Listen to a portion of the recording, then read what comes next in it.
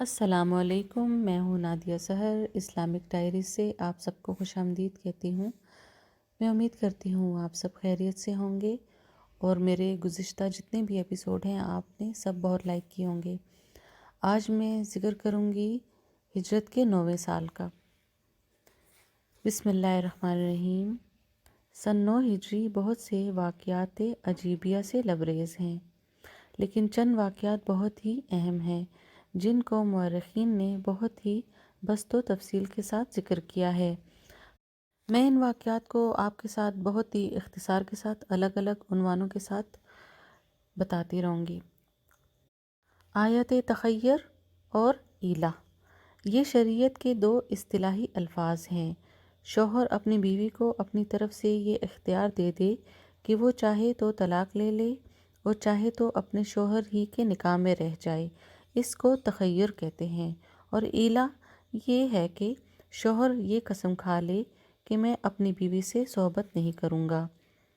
حضور اقدس صلی اللہ علیہ وآلہ وسلم نے ایک مرتبہ اپنی ازواج مطہرات سے ناراض ہو کر 1 مہینے کا ایلا فرمایا، یعنی آپ نے یہ قسم کھا لی کہ میں 1 ماہ تک اپنی ازواج مقدسہ سے صحبت نہیں کروں گا۔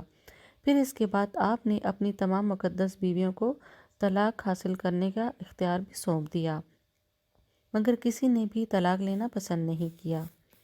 حضور صلی اللہ علیہ وآلہ وسلم کی ناراضگی اور عتاب کا سبب کیا تھا اور آپ نے تخیر و ایلا کیوں فرمایا؟ اس کا واقعہ یہ ہے کہ حضور صلی اللہ علیہ وآلہ وسلم کی مقدس بیویاں تقریباً سب مالدار اور بڑے گھرانوں کی لڑکیاں تھیں۔ حضرت ام حبیبہ رضی اللہ تعالیٰ عنہ رئیس مکہ حضرت ابو سفیان رضی اللہ تعالیٰ عنہ کی صاحبزادی تھیں۔ حضرت جویریہ رضی اللہ تعالیٰ عنہ قبیلہ بنی مستلق کے سردار اعظم حارث بن زرار کی بیٹی تھی۔ حضرت صفیہ رضی اللہ تعالیٰ عنہ بنو نذیر اور خیبر کے رئیس اعظم حی بن اخطب کی نور نظر تھی۔ حضرت عائشہ رضی اللہ تعالیٰ عنہ حضرت ابوبکر صدیق رضی اللہ تعالیٰ عنہ کی پیاری بیٹی تھی۔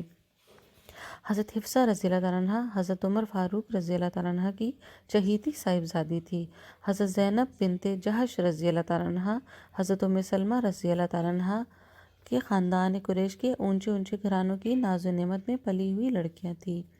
ظاہر ہے کہ یہ امیر ذاتیاں بچپن سے امیرانہ زندگی اور رئیسانہ ماحول کی عادی تھی اور ان کا رہن سہن، خورد و نوش، لباس و پوشاک سب کچھ امیر زادیوں کی رئیسانہ زندگی کا آئینہ دار تھا، اور تاجدار دو عالم صلی اللہ علیہ وآلہ وسلم کی مقدس زندگی بالکل ہی زاہدانہ اور دینوی تکلفات سے یکسر بیگانہ تھی۔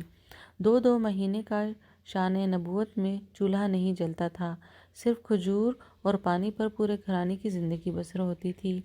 لباس و پوشاک میں بھی پیغمبرانہ زندگی کی جھلک تھی۔ مکان اور گھر کے ساز و سامان میں بھی نبوت کی سادگی نمایاں تھی۔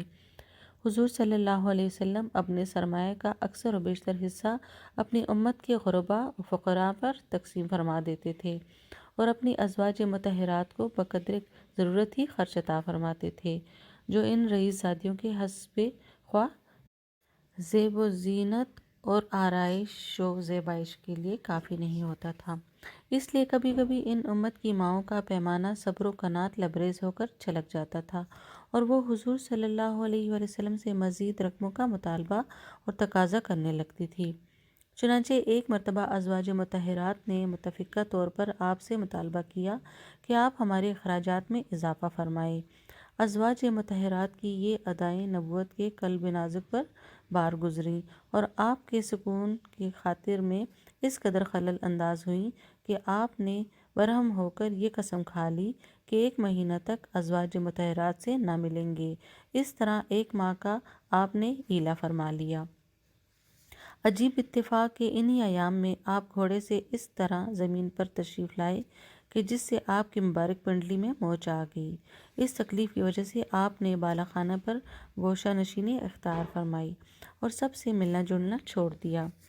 صحابہ کرام نے واقعات کے قرینوں سے یہ قیاس آرائی کر لی کہ آپ نے اپنی تمام مقدس بیویوں کو طلاق دے دی، اور یہ خبر جو بالکل ہی غلط تھی بجلی کی طرح پھیل گئی اور تمام صحابہ کرام رنج و غم سے پریشان حال اور اس صدمہ جاں کناں سے نڈھال ہونے لگے۔ اس کے بعد جو واقعات پیش آئے وہ بخاری شریف کی متعدد روایات میں مفصل طور پر مذکور ہے۔ ان واقعات کا بیان حضرت عمر رضی اللہ تعالیٰ عنہ کی زبان سے سنیے۔ حضرت عمر رضی اللہ تعالیٰ عنہ کا بیان ہے کہ میں اور میرا ایک پڑوسی جو انصاری تھا، ہم دونوں نے آپس میں یہ طے کر لیا تھا کہ ہم دونوں ایک ایک دن باری باری بارگاہ رسالت میں حاضری دیا کریں گے اور دن بھر کے واقعات سے ایک دوسرے کو مطلع کرتے رہیں گے۔ ایک دن کچھ رات گزرنے کے بعد میرا پڑوسی انصاری آیا اور زور سے میرا دروازہ پٹخنے اور چلا چلا کر مجھے پکارنے لگا۔ میں نے گھبرا کر دروازہ کھولا تو اس نے کہا کہ آج غضب ہو گیا۔ میں نے اس سے پوچھا کہ کیا غسانیوں نے مدینہ پر حملہ کر دیا؟ ان دنوں شام کے غسانی مدینہ پر حملے کی تیاری کر رہے تھے۔ انصاری نے جواب دیا کہ اجی اس سے بھی بڑھ کر حادثہ رونما ہو گیا، وہ یہ کہ حضور صلی اللہ علیہ وآلہ وسلم نے اپنی تمام بیویوں کو طلاق دے دی۔ حضرت عمر رضی اللہ تعالیٰ عنہ کہتے ہیں کہ میں اس خبر سے بے حد اداس ہو گیا اور صبح سویرے میں نے مدینہ پہنچ کر مسجد نبوی میں نماز فجر ادا کی۔ حضور صلی اللہ علیہ وآلہ وسلم نماز سے فارغ ہوتے ہی بالا خانہ پر جا کر تنہا تشریف فرما ہو گئے اور کسی سے کوئی گفتگو نہیں فرمائی۔ میں مسجد سے نکل کر اپنی بیٹی حفصہ کے گھر گیا تو دیکھا کہ وہ بیٹھی رو رہی ہے۔ میں نے اس سے کہا کہ میں نے پہلے ہی تم کو سمجھا دیا تھا کہ تم رسول اللہ صلی اللہ علیہ وسلم کو تنگ مت کیا کرو اور تمہارے خراجات میں جو کمی ہوا کرے وہ مجھ سے مانگ لیا کرو، مگر تم نے میری بات پر دھیان نہیں دیا۔ پھر میں نے پوچھا کہ کیا رسول اللہ صلی اللہ علیہ وآلہ وسلم نے سبوں کو طلاق دے دی ہے؟ حفصہ نے کہا کہ میں کچھ نہیں جانتی، رسول اللہ صلی اللہ علیہ وسلم بالا خانے پر ہیں، آپ ان سے دریافت کریں۔ میں وہاں سے اٹھ کر مسجد میں آیا تو صحابہ کرام کو بھی دیکھا کہ وہ منبر کے پاس بیٹھے رو رہے ہیں، وہیں ان کے پاس تھوڑی دیر بیٹھا، لیکن میری طبیعت میں سکون و قرار نہیں تھا، اس لیے میں اٹھ کر بالا خانے کے پاس آیا اور پہرے دار غلام رباح سے کہا کہ تم میرے لیے اندر آنے کی اجازت طلب کرو۔ رباح نے لوٹ کر جواب دیا کہ میں نے عرض کر دیا لیکن آپ نے کوئی جواب نہیں دیا۔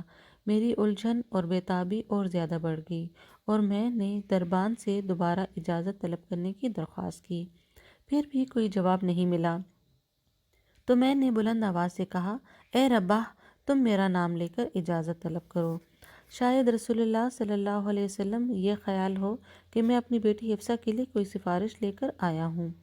تم عرض کر دو کہ خدا کی قسم اگر رسول اللہ صلی اللہ علیہ وآلہ وسلم مجھے حکم فرمائے تو میں ابھی ابھی اپنی تلوار سے اپنی بیٹی حفصہ کی گردن اڑا دوں۔ اس کے بعد مجھ کو اجازت مل گئی۔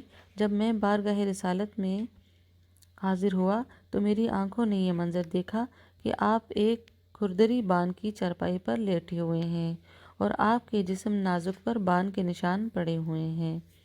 پھر میں نے نظر اٹھا کر ادھر ادھر دیکھا تو ایک طرف تھوڑے سے جو رکھے ہوئے تھے اور ایک طرف ایک کھال کھونٹی پر لٹک رہی تھی۔ تاجدار دو عالم صلی اللہ علیہ وآلہ وسلم کے خزانے کی یہ کائنات دیکھ کر میرا دل بھر آیا اور میری آنکھوں میں آنسو آ گئے۔